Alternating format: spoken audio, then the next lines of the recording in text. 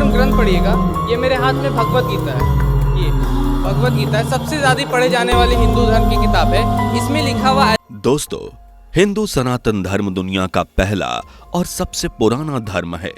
आपको बता दें कि हिंदू धर्म के इतिहास की जड़ें इतनी पुरानी हैं कि उनके बारे में जानने वाले को एक जन भी शायद कम पड़ जाएगा। हिंदू धर्म में करोड़ों देवी देवताओं का इतिहास मिलता है।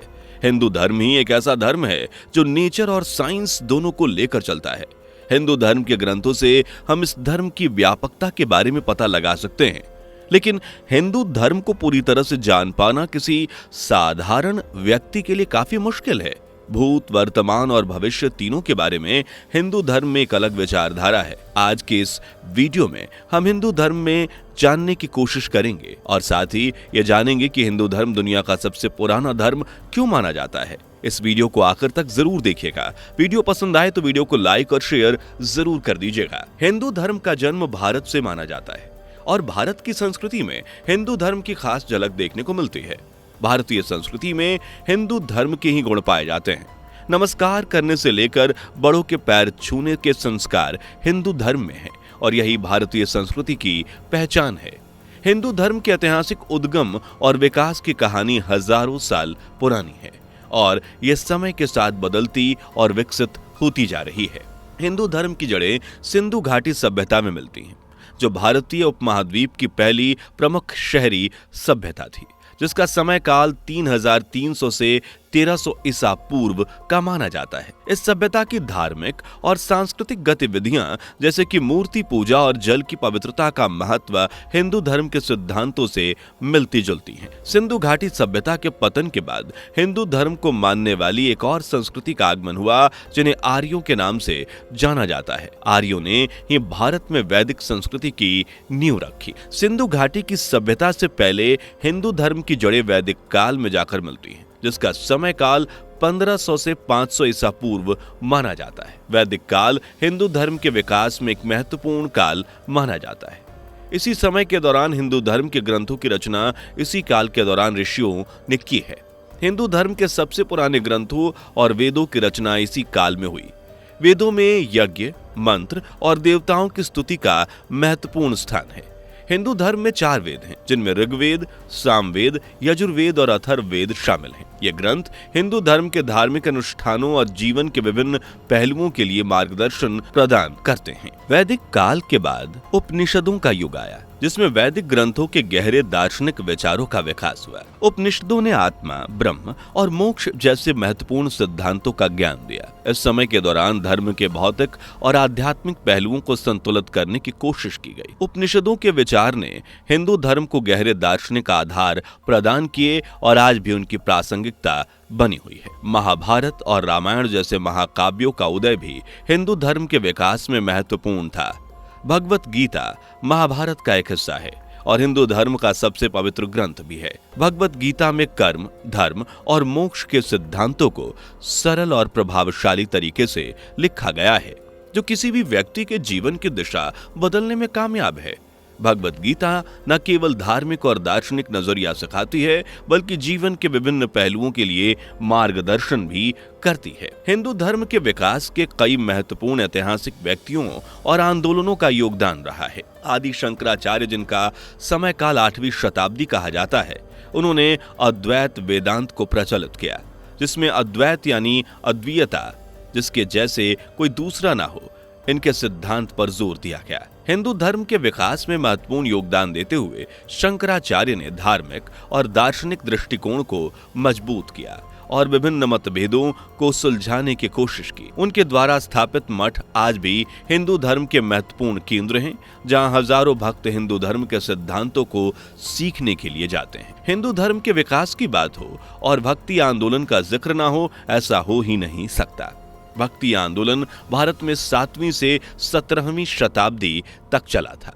इस आंदोलन ने भक्ति और व्यक्तिगत भक्ति के माध्यम से भगवान के साथ संबंध को महत्व दिया था। इस आंदोलन ने सामाजिक और धार्मिक जीवन में जरूरी बदलाव लाने का काम किया था। भक्ति संतों जैसे कि मीराबाई, तुलसीदास और सूरदास ने अपनी रचनाओं और भक्ति गीतों के माध्यम से भगवान के प्रति प्रेम और भक्ति का संदेश फैलाया। इस आंदोलन ने जाति, लिंग और वर्ग के भेदभाव को तोड़ने का प्रयास किया और सामाजिक समानता की दिशा में महत्वपूर्ण कदम उठाया। मध्यकाल में हिंदू धर्म को कई बाहरी आक्रमणों और आंतरिक चुनौतियों का सामना करना पड़ा। मुस्लिम आक्रमणों और मुगल साम्राज्य के दौरान हिंदू धर्म को अपनी पहचान बनाए रखने के लिए संघर्ष करना पड़ा। इस समय के दौरान कई संतों और गुरुओं ने हिंदू धर्म की रक्षा और प्रचार प्रसार के लिए महत्वपूर्ण कार्य किए। गुरु नानक, कबीर और गुरु गोविंद सिंह जैसे संतों ने धार्मिक सहिष्णुता और मानवता के सिद्धांत का प्रचार किया। आधुनिक काल में हिंदू धर्म ने विभिन्न सामाजिक और धार्मिक सुधार आंदोलनों का सामना किया। राजा राम मोहन राय, स्वामी विवेकानंद और महात्मा गांधी जैसे महान नेताओं ने हिंदू धर्म के सुधार और पुनर्जागरण के लिए महत्वपूर्ण कार्य किए। इन्होंने जाति प्रथा, बाल विवाह और सती प्रथा जैसी कुरीतियों के खिलाफ आवाज उठाई और धार्मिक सहिष्णुता, अहिंसा और मानव के सिद्धांतों का प्रचार किया। स्वतंत्रता प्राप्ति के बाद हिंदू धर्म ने भारतीय समाज में अपनी महत्वपूर्ण भूमिका को बनाए रखा। आज हिंदू धर्म न केवल भारत बल्कि विश्व भर में एक महत्वपूर्ण धार्मिक और सांस्कृतिक परंपरा के रूप में मौजूद है।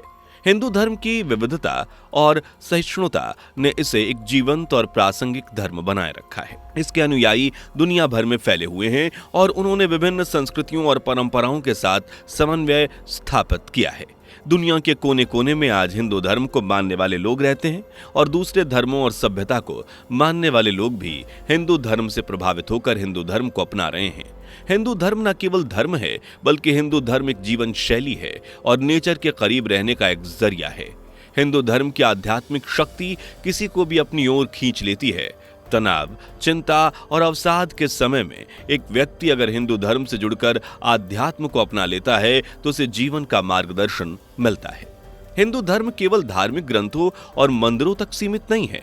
यह एक जीवंत और लचीला धर्म है जो समय के साथ बदलता और विकसित होता रहा है।